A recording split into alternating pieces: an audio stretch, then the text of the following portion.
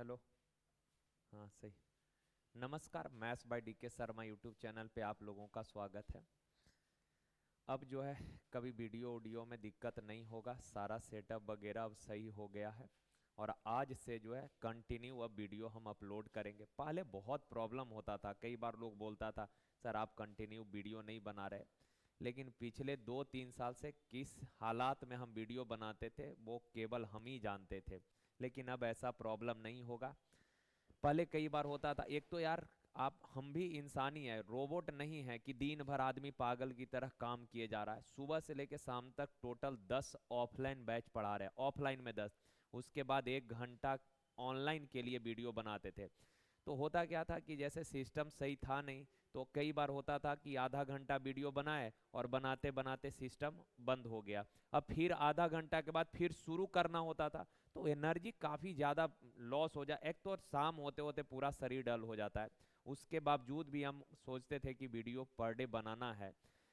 और भी प्रॉब्लम होता था, जैसे कई बार आप देखते थे कि हम वीडियो बनाते जा रहे बोलते जा रहे हैं और बीच से ही साउंड खत्म हो गया, तो वैसे थोड़ा आदमी इरिटेट हो जाता था। तो इस वजह से लगता था यार आज रहने देते हैं। लेकिन अब कोई प्रॉब्लम नहीं होगा। ओके ना? तो अगर किन्हीं को गुस्सा होगा तो ऐसा नहीं होना चाहिए,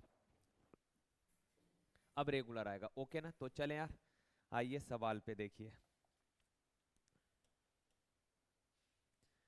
कहा है 5 बल्लों और 18 गेंदों की कीमत जो है 6500 रुपया है। कहा 5 बैट, ये दिखेगा 5 बैट, ये भी सही हो जाएगा, धीरे धीरे ये भी सही हो जाएगा। कहा 5 बैट और 18 बॉल का जो कीमत है, 18 जी फॉर गेंद कर देते हैं, 18 गेंद का कीमत है 6500 रुपया। और 2 बल्ला और 20 गेंद का कीमत, 2 बैट और 20 गेंद का जो कीमत है यह है 4200 रुपये। बोला सर एक बल्ला और एक गेंद का कीमत क्या होगा? तो ये बचपन से इस तरीके के इक्वेशन को आप लोग सॉल्व करते आए हैं। यहाँ पर यार किसी को इक्वल कर लेते हैं, इसी को इक्वल कर लेते हैं, 2 से ऊपर में गुना कर दीजिएगा। आप लोग को तो डायरेक्टे कर लेना चाहिए था, अब लिख के करने में थोड़ा टाइम खराब होगा, डायरेक्टे कर लीजिए। यहाँ 5 बल्ला है और यहाँ 2 बल्ला है, तो 2 से गुना करिएगा तो 2 × 5 = 10 प्लस 18 × 2 = 36 गेंद। 2 से करेंगे 0 0, 2 × 5 = 10, 2 × 6 = 12 और 1 = 13, और 5 से उसमें गुना कर दीजिए तो 5 × 2 = 10, अब प्लस 5 से 20 बचे 100, बराबर 5 से करिएगा 0 0, 5 2 = 10, 5 चौक 20 और 1 = 21। अब सर इसको घटा दीजिएगा तो ये तो कट जाएगा, 100 में से 36 घटा दीजिएगा तो 64 जी। 21,000 में से 13,000 घटा दीजिएगा तो 8,000, है ना? 16 चौक 64, 16 पचे 80 तो 500। 4 से अगेन काट दीजिएगा तो जी बराबर 4 एकम 4, 4 दूना 8, 4 पचे 20। जी का वैल्यू 125 आ गया। अब जी का मान कहीं भी रख दीजिए, छोटा वाला इक्वेशन इसमें रख देते हैं तो 2 बल्ला प्लस एक गेंद का कीमत 125 रुपया, तो 20 गेंद का कीमत 0, है ना? 0, 2 पचे 10, 2 दूना 4, 1 5, 2 एकम 2, 2500, बराबर में कितना दिया है? 4200। तो 2b बराबर 2500 इधर आके घट जाएगा, 0 0 7 17, तो b बराबर हो जाएगा 2 8 16, 2 पचे 10, 850 रुपया। तो कहा एक बल्ला और एक गेंद की कीमत बताइए। एक बल्ला का कीमत कितना है? 850 रुपया, और गेंद का कीमत 125 रुपया। थोड़ा सा कैलकुलेशन तो करना ही पड़ेगा। देखिए कहा एक दुकानदार किसी वस्तु को 615 में खरीदा है। खरीदा है कितना रुपया में? 615 रुपया में। और कहा कि उसे 820 रुपए में बेच देता है, 820 रुपए में बेच दिया। तो कहा कितने परसेंट का प्रॉफिट हुआ ये निकालना है। तो सर प्रॉफिट परसेंट पूछा है, तो जब भी परसेंट में रिजल्ट पूछे रियल वैल्यू का कोई यूज होता नहीं। आप चाहें तो इसका रेशियो ले लीजिए, 5 से 1, 5 दूना 10, 5 तिया 15, 5 से काटेंगे 1, 5 छक 30, 5 चौक 20, यानी क्रैमुल और भी काट सकते हैं आप, नहीं कटेगा तो छोड़ दीजिए। देखिए 123 में खरीदे हैं, 164 में बेच दिए, तो प्रॉफिट कितने का हो जाएगा? प्रॉफिट हो जाएगा 41 का। 41 का प्रॉफिट कितना पर 123 पर, परसेंट 100 से गुना 41 दिया। अब 100/3 यानी 33.33%। ठीक है, देखिए कहा एक हैकर पता लगाता है कि एक व्यक्ति के एटीएम पिन के पहले 2 अंक 3 से 8 तक की संख्याओं में से हैं और चौथा अंक 0 या 9 है। उस हैकर को पिन का पता करने के लिए कितने प्रयास करने होंगे? जनरली पिन कितने नंबर का होता है? 4 डिजिट का होता है पिन, है ना, 4 डिजिट का है। और कहा हैकर जो है पहले 2 अंक 3 से 8 तक की संख्याओं में से कोई एक होने का उम्मीद करता है। तो पहले तो ये बताइए कि 3 से लेकर 8 तक में टोटल कितना डिजिट है? 3 से लेकर 8 तक में टोटल कितना डिजिट है? तो 6 डिजिट है। यानी कि पहला जो 2 अंक है ये 3 से लेकर 8 तक में से ही कोई ना कोई अंक होगा। तो जैसे पहला प्लेस पर 3 से लेकर 8 तक में से कोई एक डिजिट रखना चाहेगा तो कितने तरीके से वो रख सकता है? तो 6 डिजिट है, 6 में से कोई एक रखेगा। कितने तरीके से? 6 तरीके से इनटू। अच्छा, दूसरा प्लेस पर भी इन्हीं 6 डिजिट में से कोई एक डिजिट रखेगा। तो इन 6 डिजिट में से कोई एक डिजिट रखने के कितने तरीके हो सकते हैं? सर 6 तरीके हो सकता है, 3 हो सकता है 4, हो सकता है, यानी इन 6 में से कोई एक हो सकता है। तो इन 6 में से किसी एक को यूज करने का कितने तरीका हो सकता है? 6 तरीका हो सकता है। आगे कहा कि सर चौथा अंक 0 या 9 है। ये जो चौथा अंक है ना सर, ये 0 या 9 में से कोई एक हो सकता है। तो या तो 0 हो सकता है या 9, तो 0 या 9 में से कोई एक रखेगा। कितने तरीके हैं? 2 तरीके। अब बच गया अपने पास ये तीसरा प्लेस। इसके लिए कोई कंडीशन नहीं दिया, तो भाई तीसरा प्लेस पर एक ही अंक का ना कोई संख्या होगा। तीसरा प्लेस पर एक ही अंक का कोई संख्या होगा। कोई कुछ बोला नहीं, क्लियर नहीं किया, लेकिन इतना तो आप समझ ही सकते हैं कि सर ये एक अंकों वाली संख्या है। तो एक अंक कहां से कहां तक? 0 से लेकर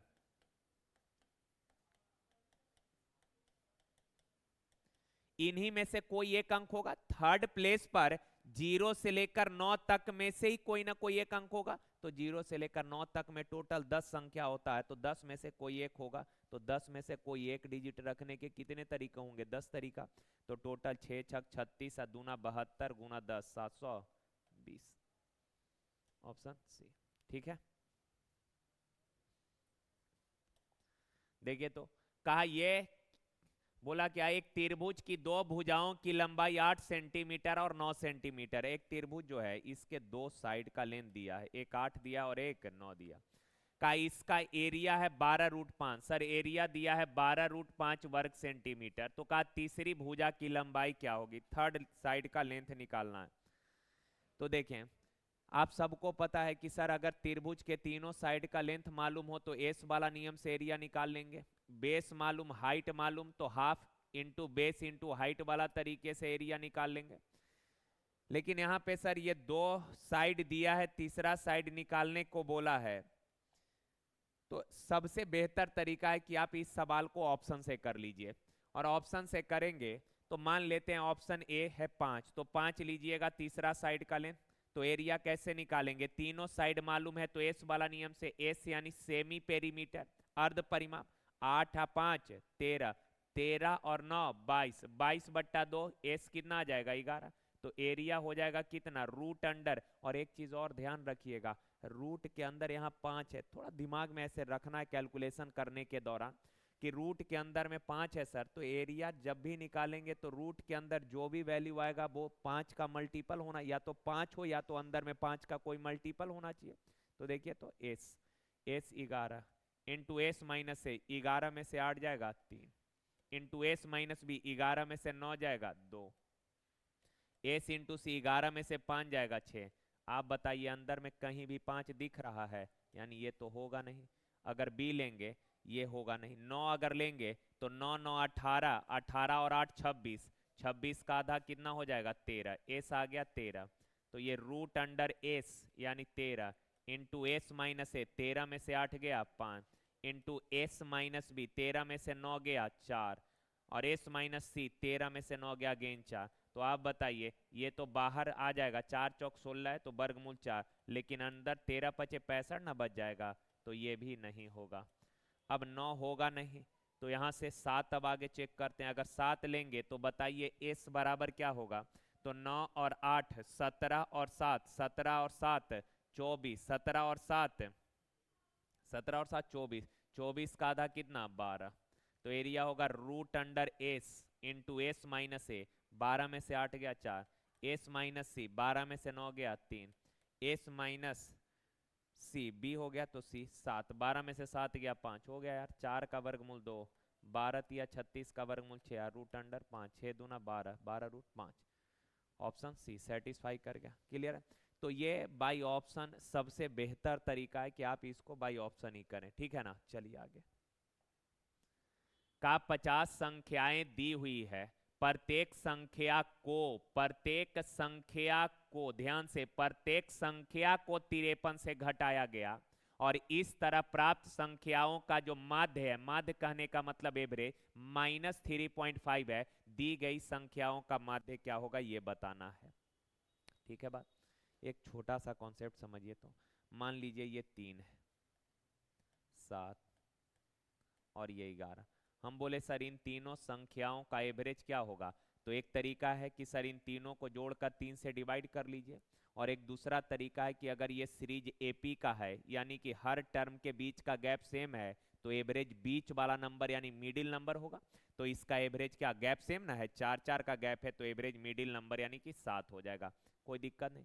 अब अगर आपसे हम बोले कि सर प्रत्येक संख्या में से, या प्रत्येक संख्या को 15 में से घटाइए, प्रत्येक संख्या को 15 में से घटाइए, प्रत्येक संख्या को 15 में से घटाइए, और जो परिणाम आएगा उसका एवरेज क्या होगा ये बताइए। तो प्रत्येक संख्या को 15 से घटाइए, 3 को 15 से घटाइए 12, 7 को 15 में से घटाइएगा तो मेरे प्यारे भाई कितना 8, 11 को 15 में से घटाइएगा 4।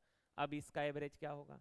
तो तीनों को जोड़कर 3 से भाग दे दीजिए, या गैप सेम है तो बीच वाला नंबर यानी एवरेज कितना आ जाएगा 8 आ जाएगा।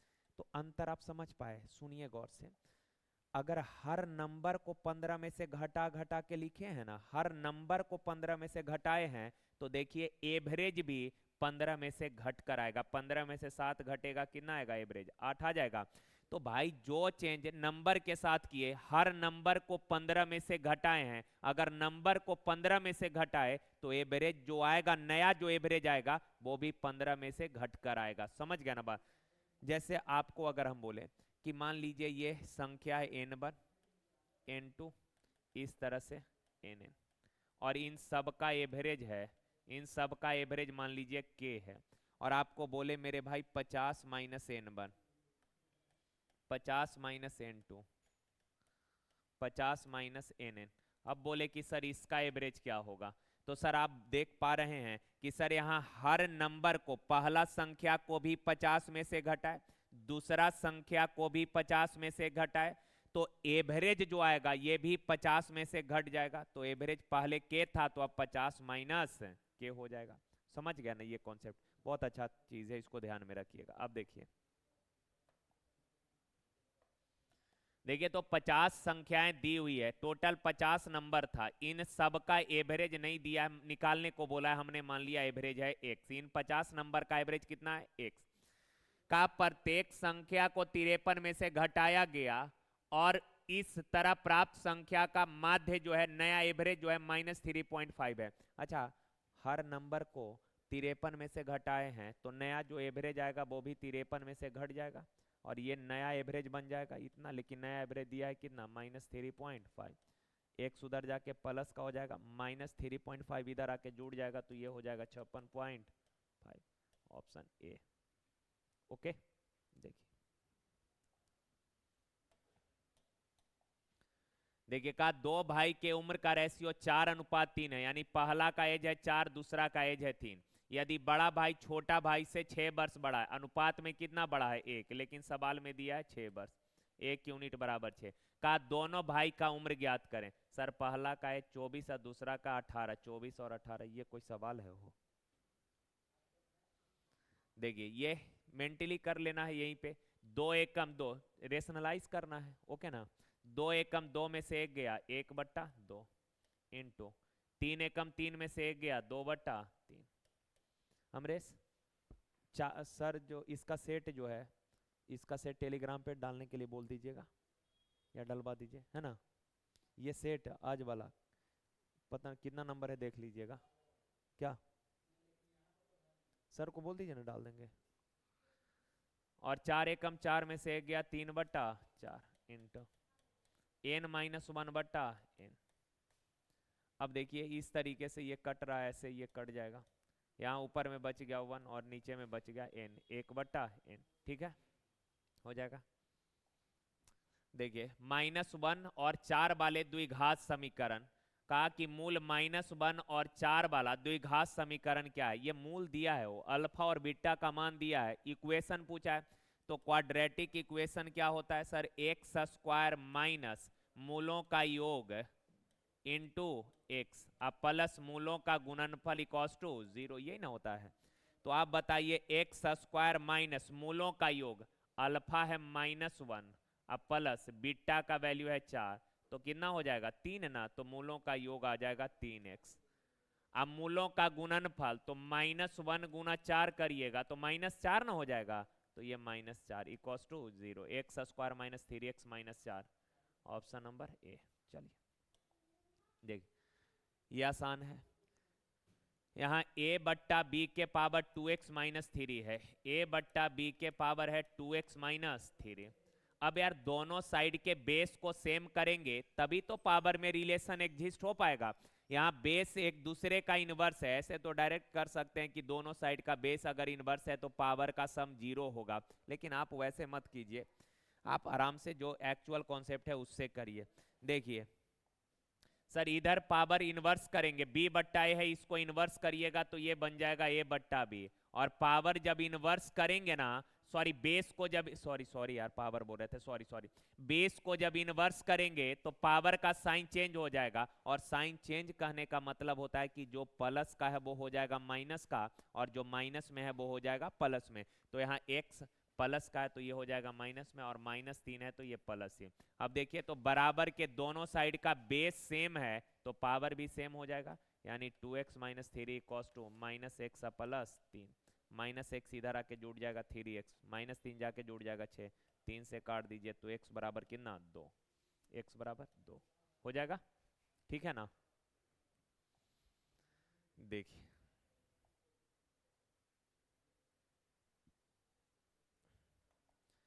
देखिए x - 1/x बराबर 2 है, पावर 1 है और 4 पूछा है, तो इसका डबल करिए, तो माइनस है अगर इसका डबल करेंगे ना तो 1x² + 1/x², जब डबल करेंगे तो स्क्वायर करके 2 जोड़ दीजिएगा, माइनस से जब प्लस पे जा रहे होंगे और डबल कर रहे होंगे तो स्क्वायर करके 2 जोड़ देना है। तो 2 का स्क्वायर 4 में 2 जोड़ दीजिएगा, कितने हो जाएगा 6। अगेन इसका डबल करिएगा तो 2 का डबल करेंगे पावर 4 हो जाएगा, और प्लस से प्लस पर अगर जा रहे होंगे तो स्क्वायर करके 2 घटा दीजिएगा, 6 का स्क्वायर 36 में से 2 जाएगा 34। अब यार जिनको ये चीज पता नहीं होगा तो उसको लग रहा होगा कि सर ये क्या फालतू में कंफ्यूज कर दे रहा है, इतना कब जोड़ देंगे कब घटा देंगे ये पते नहीं चल रहा है। तो आप इसको आराम से बेसिक कर लिया करिए। देखिए सर इसका अगर वर्ग करिएगा, वर्ग करेंगे तो a - b का स्क्वायर करेंगे क्या होगा, a² + b² - 2ab होगा। तो दाएं साइड भी वर्ग करिए, 2 का वर्ग 4 कट गया, ये -2 उधर जाके जुड़ जाएगा, -2 उधर जाके क्या हो जाएगा जुड़ जाएगा, तो इसको क्या लिख सकते हैं, नहीं 4 और 2 जाके जुड़ जाएगा कितना 6। अगेन इसका वर्ग करिए, इसका वर्ग करेंगे तो a² + b², आइए इसका वर्ग करेंगे तो a + b का whole square, a² + b² + 2ab, इधर 6 का वर्ग करेंगे कितना 36, ये कट जाएगा। अब ये +2 उधर जाके घट जाएगा, क्या हो जाएगा -2 हो जाएगा। अब समझ पाए, तो 36 है 2 जाके घट जाएगा तो क्या हो जाएगा, 36 में से 2 जाएगा 34। तो इसी चीज को डायरेक्ट वैसे बता रहे थे आपको। देखिए तो 27 के पावर 1/3, अच्छा 27 होता है 3 का क्यूब, और ये complete to the power 1/3, plus 243 होता है 3 के पावर 5 और कंप्लीट टू दी पावर है 1/5। सर पावर पावर मल्टीप्लाई होता है, 3 से 3 कट जाएगा, ये 5 से 5 कट जाएगा, 3 के पावर 1 3 और यहाँ 5 के पावर 1 5, तो 5 या 3 8। ऑप्शन नंबर इनमें से कोई नहीं।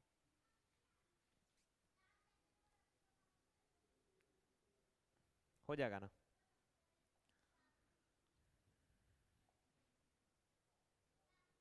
देखिए का इसका एलसीएम निकालना है। सर पहले इसका फैक्टर बनाइए, तो इसका अगर फैक्टर बनाइएगा तो ऐसा दो नंबर डायरेक्ट पिक करिए जिसको गुना करने पर 6 हो और जोड़ने पर 5 हो, तो 3 और 2, 3 और 2। तो इस का एक फैक्टर होगा x प्लस 3 और एक फैक्टर होगा x प्लस 2।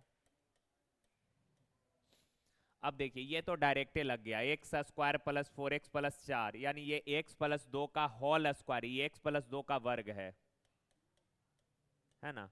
अब एलसीएम अगर निकालना है तो एलसीएम में होता है ऑल बेस, एलसीएम में all base and maximum power, तो यहां से x प्लस 3 और यहां से x प्लस 2 के पावर 1 है और यहाँ x प्लस 2 के पावर 2 है, तो ऑल बेस लिख लिए पर पावर मैक्सिमम होना चाहिए। यहाँ 1 है यहाँ 2 है, तो पावर मैक्सिमम यानी कितना 2। कौन सा ऑप्शन होगा? x plus 2 x plus 2 x plus 3, ये ऑप्शन सी। 2 बार है ना? अरे भाई x प्लस 2 का स्क्वायर कहने का मतलब x plus 2 into x plus 2, 2 बार हो जाएगा। ओके। n प्राकृत संख्या के घनों का योग। देखिए यार n लगातार, ये नहीं दिख रहा है,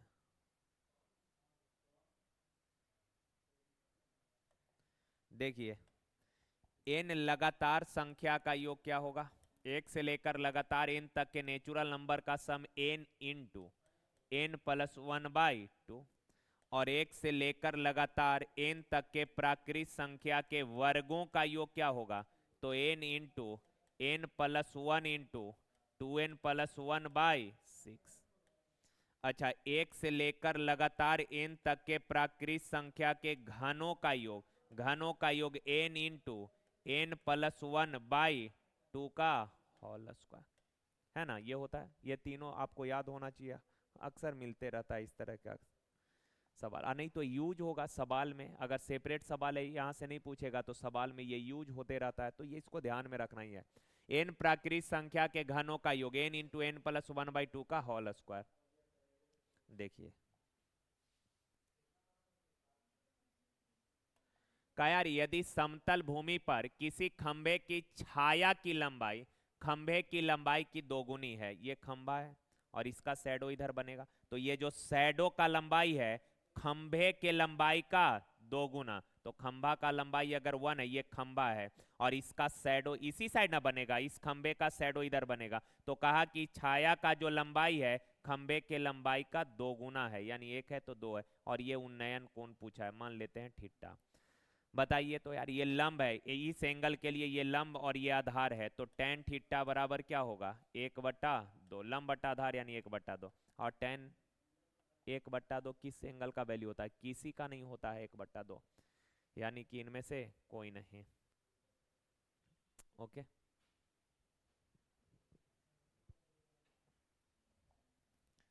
देखिए साइन 3000 डिग्री का मान दो तरीके से कर सकते हैं, 90 के रिस्पेक्ट में भी आप इसको चेंज कर सकते हैं, 180 360 भी, जैसे मर्जी है वैसे कर लीजिए। 360 से करेंगे तो ये लिखेंगे साइन 360 का कैमा मल्टीपल है, देखिए तो 360, 8 तिया 24, 9 तिया 27 ज्यादा हो जाएगा, 8 तिया 24, 360 गुना 8 करिए तो 8 गुना 360 करिए तो 8 छक 48, 0 8 छक 48, 8 या 24 4 28, सही है, यानी कि 2880 अर्थात 120 बच गया 100। अब मेरे भाई ये साइन 360 है,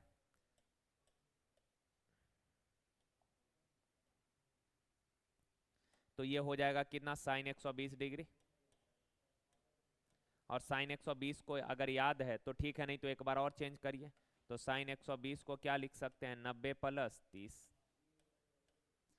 और साइन 90 यहाँ होता है प्लस, यानी सेकंड में पॉजिटिव रहेगा और 90 के रिस्पेक्ट में ये चेंज होगा, 90 के रिस्पेक्ट में चेंज होगा, साइन चेंज हो जाएगा किस में, कॉस में, और ये 30 हो जाएगा। और कॉस 30 डिग्री का वैल्यू कितना होता है, √3/2, √3/2 ऑप्शन है। 180 के रिस्पेक्ट में भी कर सकते हैं। चलिए,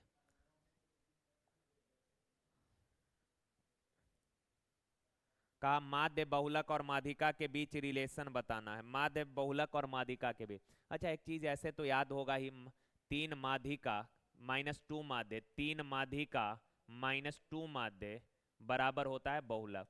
अच्छा, तीनों में माध्य माध्यिका बहुलक में अगर याद ना रहे तो उसके याद रहेगा, 3 माध्यिका -2 माध्य बराबर बहुलक। देखिए, का यदि n दो निष्पक्ष 6 मुखी पासों को फेंकने पर 13 प्राप्त होने की घटना है, 13 प्राप्त होने की घटना। भाई 13 कैसे प्राप्त होगा हो, 2 पासा फेंकेंगे, मिनिमम क्या आ सकता है दोनों पासे पर, एक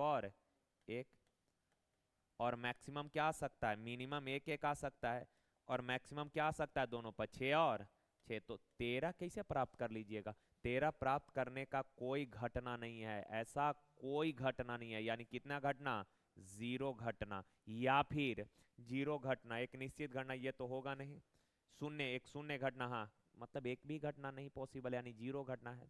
और का एक असंभव घटना, ये भी असंभव है, ये असंभव नहीं है, 2 पासा फेंकेंगे तो 13 कैसे प्राप्त कर सकते हैं, तो एक तो 0 घटना और एक असंभव घटना है। देखिए,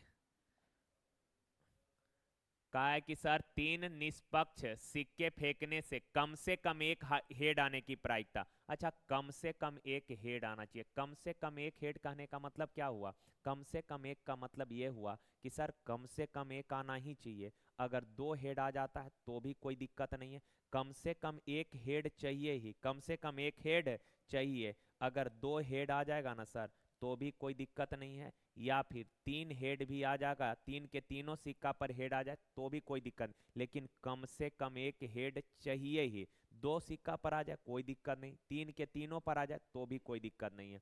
अब आ जाइए, 3 सिक्का अगर टॉस किए हैं तो टोटल इवेंट कितना होगा, टोटल इवेंट होगा 2 के पावर 3 8, टोटल इवेंट कितना 8 होगा।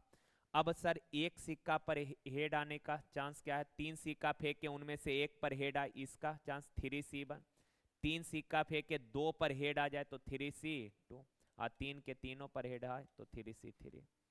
और भाई देखिए 3C2 कॉम्बिनेशन है, ये 3C2 को 3 में से 2 घटाएंगे 1 आएगा, तो 3C2 बोले या 3C1 बोले इसका वैल्यू सेम होगा, तो 3C1 का वैल्यू 3, 3C2 का वैल्यू भी 3, और 3C3 का वैल्यू 1, और बट्टा में 8, 3 3 6 और 1 7/8, 7/8 ऑप्शन बी हो जाएगा ना। चलिए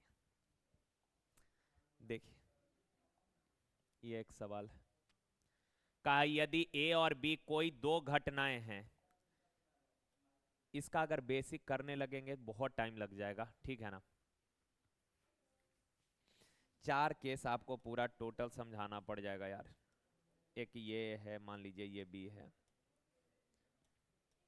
फिर एक मान लीजिए ये दोनों एक दूसरे को इंटरसेक्ट कर रहा है, ए और बी, फिर एक तो ये है कि ए है इसके अंदर बी बन जाए, या फिर ए है और इसी पर बी भी ओवरलैप कर रहा हो, तो इन चीजों के इतना नहीं करना, आप सीधे इसको ध्यान में रख लीजिए फिलहाल,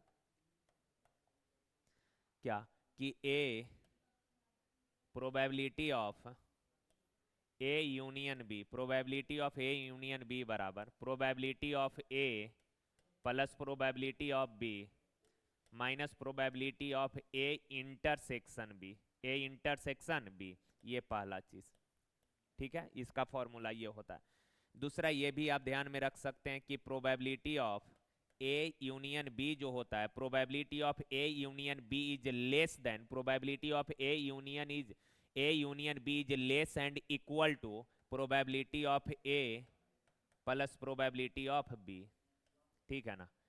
तो देखिए कहा probability of A union B है, ये तो होगा ही probability of A plus probability of B minus probability of A intersection B, ये होगा। और ये probability of A plus probability of B के इक्वल भी हो सकता है और इससे छोटा भी हो सकता है। इक्वल भी हो सकता है, ये ए यूनियन बी जो है इसके इक्वल भी हो सकता है और इससे ये छोटा भी हो सकता है। तो सर घटना है, ऐसा तो कोई कंडीशन दिया नहीं यार। बराबर भी हो सकता है और छोटा भी हो सकता है, तो कुछ है नहीं, तो बराबर भी हो सकता है और छोटा भी हो सकता है।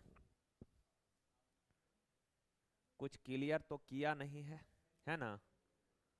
छोटा हो सकता है, बराबर हो सकता है, तो ये तो 100% सही नहीं ना है। हो छोटा भी होता है बराबर भी होता है, तो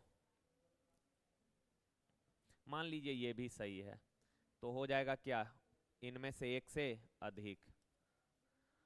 पर मेरे हिसाब से ये नहीं होना चाहिए, ठीक है ना, ये नहीं होना चाहिए। अब इसका आप लोग देख लीजिएगा, ऐसे आंसर की आ ही गया है मेरे ख्याल से, तो आंसर की पे क्या आंसर दिया है देख लीजिएगा। देखिए आगे जो भी बीपीएससी के लिए, बीपीएससी वाले लोग पेपर दिए होंगे टीचर वाला, उनके लिए है। बाकी लोग इसको ये ये बस जो भी बाकी लोग हैं वो इसको ये याद रखिएगा आप लोग, ये दोनों बस आपको याद रख लेना है। ओके, यहाँ पे तो कोई कंडीशन दिया नहीं, इस वजह से ना कंफ्यूजन हो रहा है कि ये भी सही हो सकता है, क्योंकि ये चीज जो है ये ए यूनियन बी के बराबर भी होता है और इससे ये छोटा भी होता है, या उल्टा भी बोल सकते हैं, ये जो है इसके बराबर भी होगा और इससे बड़ा भी होगा। तो ये क्लियर कुछ नहीं किया है, तो सही भी हो सकता है नहीं भी हो सकता है यहाँ पे। बाकी लोग यादें रखिएगा इस चीज को। देखिए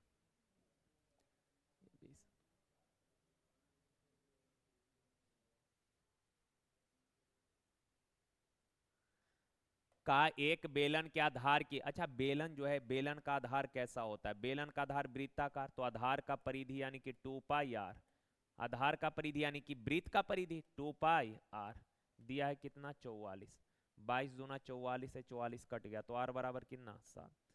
आगे का ऊंचाई 22 है, तो वॉल्यूम, यार वॉल्यूम क्या होता है, बेलन का आयतन होता है πr²h, बेलन का वॉल्यूम πr²h, पाई का वैल्यू 22/r², 7 का स्क्वायर 49 इंटू एच कितना है 22, काट दीजिए 7 बार, 22 का स्क्वायर 484 अगुना 7, 7 × 4 = 28, इकाई अंक सब, ये तो होगा ही नहीं, इतना छोटा कैसे हो सकता। 7 × 4 = 28, हाथ में रहा 2, 7 × 8 = 56, 2 × 58, हाथ में रहा 5, ये भी खत्म हो गया, ये होगा, देख लेते हैं। 7 × 4 = 28, 5 = 33, वही होगा 3388, ठीक है। देखिए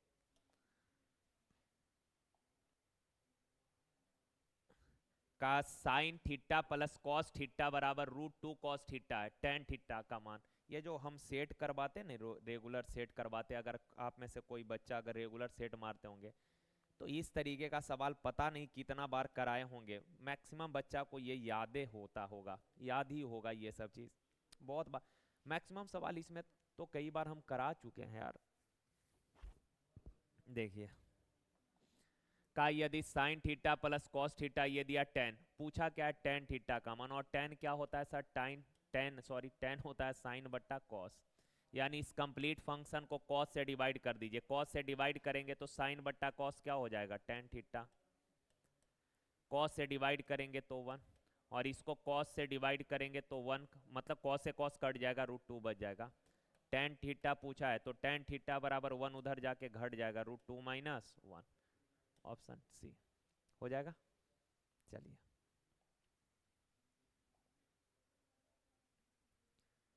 इसको देखिए, इस कंप्लीट फंक्शन के बराबर कुछ नहीं दिया है, ओके ना।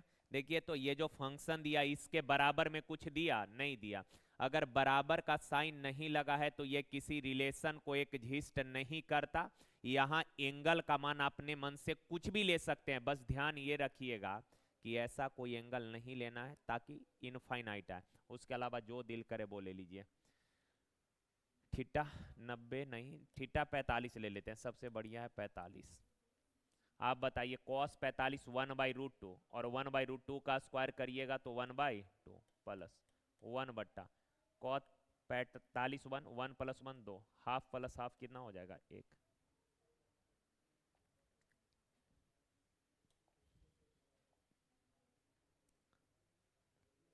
अर्णव भाई, इसका देखिए तो sine theta plus cos theta √2 है, sine theta plus cos theta क्या है, √2 है, तो टेन थीटा का मान ज्ञात करना है। ऐसा करते हैं, साइन और कॉस का आइडेंटिटी है और जोड़ने पर क्या आ रहा है, √2 आ रहा है। तो ऐसा एंगल कौन है साइन और कॉस के रिस्पेक्ट में जिसमें √2 आपको दिखता हो, ऐसा कौन है जिसमें √2 आता हो, कौन ऐसा? या तो फिर वर्ग करके बनाइए, इसका स्क्वायर करके बनाइए तो भी आप बना सकते हैं, लेकिन उतना थोड़े ना करना है। यहाँ एंगल 45 लीजिए, आपको पता है कि साइन 45 होता है 1/√2, कॉस 45 भी 1/√2।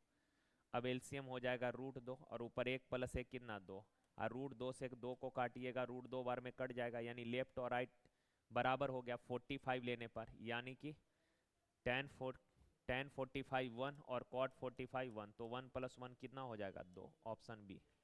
ठीक है, चलिए देखिए,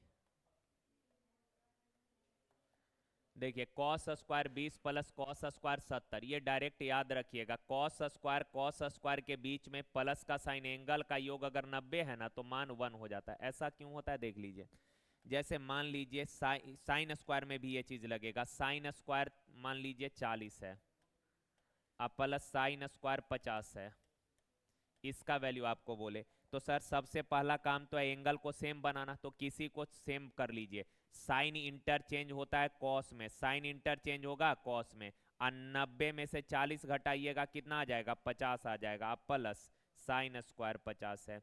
अब एंगल सेम हो गया, बताइए cos square theta plus sine square theta बराबर क्या होता है 1।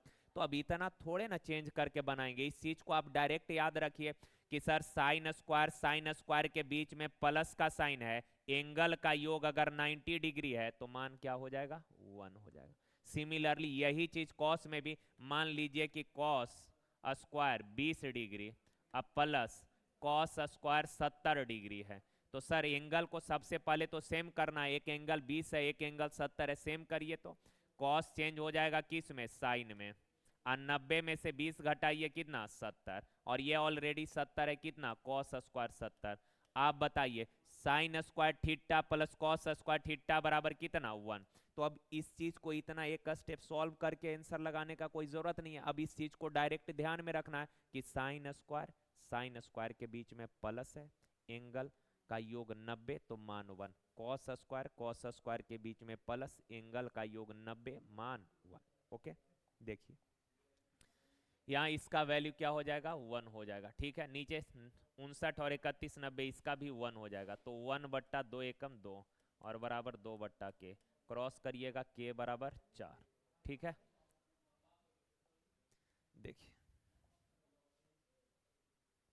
का एक वृत्त की त्रिज्या जिसकी परिधि 36 और 20 सेंटीमीटर व्यास वाले दो वृत्तों के परिधि के योग के बराबर है। पूछा है कि एक वृत्त का रेडियस क्या होगा, एक वृत्त का रेडियस क्या है, ऐसा पूछ रहा है। ये लैंग्वेज थोड़ा अच्छा से पढ़िएगा, का एक वृत्त का रेडियस, एक वृत्त की त्रिज्या जिसकी परिधि 36 सेंटीमीटर और 20 सेंटीमीटर, 36 सेंटीमीटर का एक त्रिज्या जिसकी परिधि 36 सेंटीमीटर और 20 सेंटीमीटर व्यास वाले दो वृत्तों के परिधि के योग के बराबर है। का एक वृत्त का रेडियस जिसकी परिधि 36 और 20 सेंटीमीटर व्यास वाले दो वृत्त के परिधि के योग के बराबर है यानी डायरेक्ट यहां से यहां आ जाइए, रेडियस पूछ रहा है, क्या पूछ रहा है, रेडियस पूछ रहा है, समझ पाइएगा ना। देखिए मान लेते हैं अपना जो वृत्त है उसका रेडियस कैपिटल आर है, तो परिधि क्या हो जाएगा 2πr, और कहा कि इसका जो परिधि है 36 और 20 व्यास वाले दो वृत्त के परिधि के योग के बराबर। तो सर दो जो वृत्त है उसमें एक का रेडियस r1 दूसरा का रेडियस r2 मान लिए, तो परिधि क्या हो जाएगा 2πr1, दूसरा का परिधि 2π, और दोनों के परिधि के योग के बराबर है तो है। अब देखिए तो 2π कॉमन हो जाएगा, तो 2π से 2π कैंसिल हो गया ना। अब यहाँ से r बराबर, अच्छा पहला का व्यास 36 है तो रेडियस कितना होगा 18, दूसरा का व्यास 20 है तो रेडियस कितना होगा 10, तो रेडियस हो जाएगा कितना 28, ऑप्शन सी। ठीक है, कितना हो जाएगा सी। अभी डिस्कशन करा रहे थे तो कुछ बच्चा बोला कि सर इसका जो है आंसर 56 दिया है। भाई 56 हो ही नहीं सकता यार, 56 वो पता नहीं, यहाँ लैंग्वेज कुछ सोच समझ के लगा दिया होगा। 100% 28 आंसर होगा। ओके ना, देखिए का यदि 48 वर्ग सेंटीमीटर कुल पृष्ठ एरिया वाले एक ठोस गोले को दो गोलार्ध में समद्विभाजित किया गया तो किसी एक गोलार्ध का कुल पृष्ठ एरिया, देखिए ना, का एक गोला है, ठीक है, और इसका टोटल सरफेस एरिया क्या होता है 4 पाई r², 4 पाई r², 4 पाई। आप तो इसको लॉजिकली भी कर सकते थे, 4 पाई r²। पाई r² क्या होता है ब्रीथ का एरिया, यानी कि एक गोला जो है, गोला का टोटल सरफेस एरिया यानी कि 4 सर्कल के एरिया के बराबर होता है। 4 पाई r² है ना, यानी एक गोला का टोटल सरफेस एरिया 4 सर्कल के एरिया के बराबर। और जब इसको काट देंगे तो अर्ध गोला बन जाएगा। तो एक अर्ध गोला जब बनता है ना तो इसका total surface area, total surface area जो है, total surface area, total surface area, तो सर वक्र पृष्ठ एरिया तो इसका होता है 2 पाई r², 2 पाई r², और ऊपर में ढक्कन का एरिया पाई r² जोड़ेंगे तो टोटल सरफेस एरिया 3 पाई r², 3 पाई r²। यानी कि एक गोला में जो 4 सर्कल बनता है, एक गोला में कितना सर्कल 4, और एक अर्ध गोला में 3 सर्कल बनता है, एक अर्ध गोला में कितना सर्कल बनता है 3 सर्कल। और ये भी ध्यान रखिएगा कि एक गोला को अगर जब बीच से काट देंगे तो 2 अर्ध गोला बनेगा। तो 2 अर्ध गोला बनने पर कितने सर्कल एक्स्ट्रा बनेंगे, कितने सर्कल एक्स्ट्रा बनेगा, तो देखिए एगो में 3 और दूसरा जो होगा इसमें भी, इसका भी कर्व सरफेस एरिया कितना होगा 3 पाई r², और दोनों के सॉरी टोटल सरफेस एरिया 3 पाई r² जोड़ देंगे तो 6 पाई r²। तो एक गोला का टोटल सरफेस 4 पाई r², जब इसको काट देंगे तो 2 अर्ध गोला बन जाएगा, तो टोटल सरफेस एरिया दोनों को मिलाकर 6 पाई r², यानी उससे 2 गो ज्यादा। ज्यादा कंफ्यूज मत करिए, इतना कोई जरूरत है नहीं, आप सीधे ये बताइए का एक 48 वर्ग सेंटीमीटर एक गोला का टोटल सरफेस एरिया है, तो गोला का टोटल सरफेस एरिया होता है 4 पाई r²। नहीं तो अगर आप समझदार है डायरेक्ट करेंगे, सर एक गोला 4 सर्कल, 4 सर्कल का एरिया 48, तो एगो का एरिया कितना 12, 12 चौक 48, और अर्ध गोला में 3 को होता है, तो एगो का 12, 3 गो का 12 तिया 36 डायरेक्ट। नहीं तो 4 पाई r² बराबर 48, 4 से काट देंगे तो पाई r² बराबर कितना 12, और एक अर्ध गोला जो बना है उसका टोटल सरफेस एरिया, तो अर्ध गोला का टोटल सरफेस एरिया 3 पाई r², यानी 3 गुना 12, 12 तिया 36 भी हो जाए। ओके चलिए देखिए,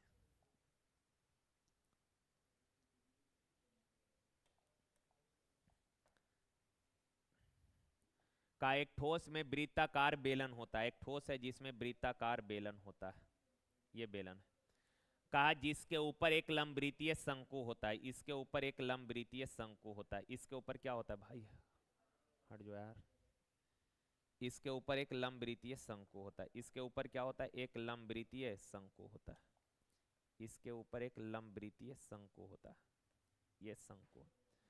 आगे कहा कि सर शंकु का ऊंचाई h है, शंकु का ऊंचाई जो है स्मॉल h है, का ठोस का कुल आयतन शंकु के आयतन का 3 गुना है, हो गया यार। तो रेडियस पूछा है तो ये r मान लेते हैं, बेलन का भी रेडियस कितना r, और बेलन का ऊंचाई कैपिटल H मान लेते हैं।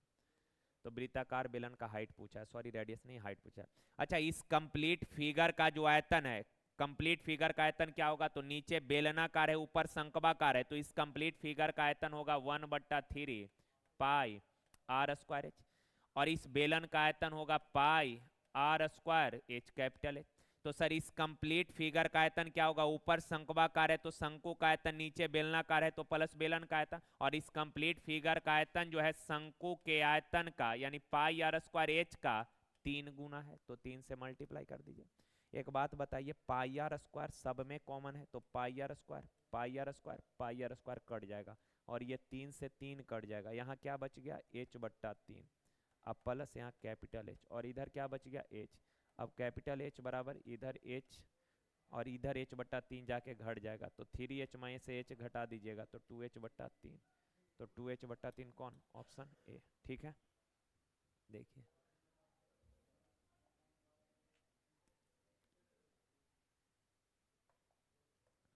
कहा कौन त्रिभुज डी ई एफ और पी क्यू आर में 3D बराबर 3Q है।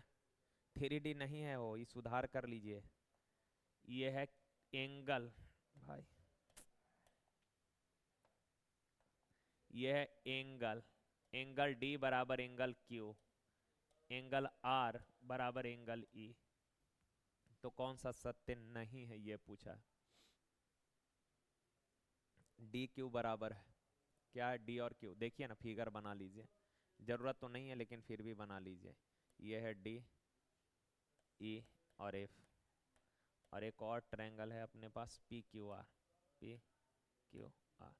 का कोण डी बराबर कोण क्यू, डी बराबर क्यू, ये वाला कोण और ये वाला कोण बराबर है, ठीक है। आगे बढ़े, का आर बराबर ई, कोण आर बराबर ई, आर ये और ई ये बराबर। अच्छा, इन दोनों ट्रायंगल का अगर दो कोण बराबर है तो तीसरा कोण अपने आप बराबर हो जाएगा, और तीसरा कोण बच गया कौन, ये बराबर हो जाएगा बस। और ये दोनों ट्रायंगल सिमिलर हो गया, और सिमिलर ट्रायंगल में संगत भुजा का रेशियो क्या होगा, बराबर होगा। सिमिलर ट्रायंगल में संगत भुजा का रेशियो बराबर। कहीं से भी शुरू हो जाइए।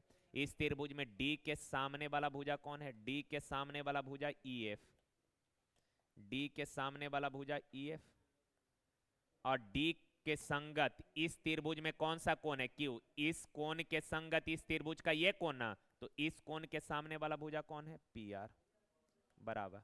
अच्छा, इस ट्रायंगल में कोण ई के सामने वाला भुजा कौन है, डी एफ। तो इस कोण के संगत इस त्रिभुज का कोण आर है, तो कोण आर के सामने का भुजा पी क्यू। अच्छा, इस कोण के सामने का भुजा डी एफ, तो इसके संगत इसमें ये कोण है, तो इसके सामने का भुजा क्यू आर। अब देख लीजिए का निम्न में कौन सत्य नहीं है, कौन सत्य नहीं है ये पूछा है। तो डी ई बट्टा पी क्यू कहाँ है, डी ई कहीं है, डी ई तो है ही नहीं यार, डी एफ है, डी ई नहीं है, तो ये तो गलत है, ये गलत है ना। आगे कहा ई एफ बट्टा पी आर, ई एफ बट्टा पी आर बराबर डी एफ बट्टा पी क्यू, डी एफ बट्टा पी क्यू, यानी ये वाला चीज तो सही है ना, तो ये सही है। डीई बट्टा क्यू आर, डीई बट्टा क्यू आर देखिए, तो डीई बट्टा क्यू आर, डीई बट्टा Q R, D E Q R, अरे यहाँ डीई होगा, ये डीई है। का डीई बट्टा क्यू आर और डी बट्टा पी क्यू, ये दोनों भी बराबर है, यानी ये स्टेटमेंट भी सही है। का कौन सत्य नहीं है, एक गलत है, ए क्या है, गलत। तो आंसर क्या होगा, ए, आंसर क्या होगा, ए होगा, ए गलत है। देखिए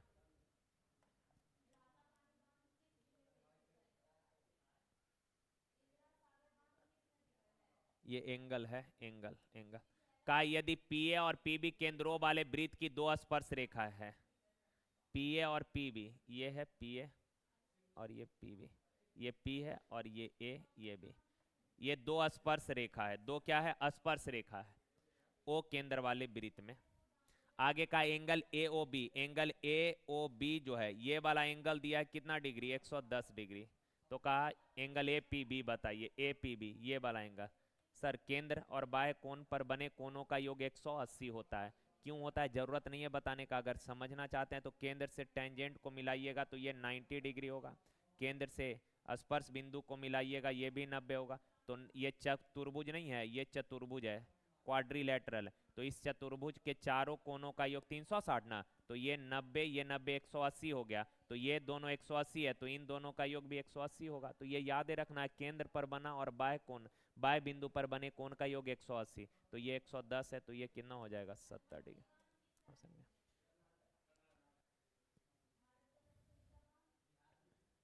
देखिए तो किसी बाहरी बिंदु ए से स्पर्श रेखा एपी की लंबाई, ये वृत्त है।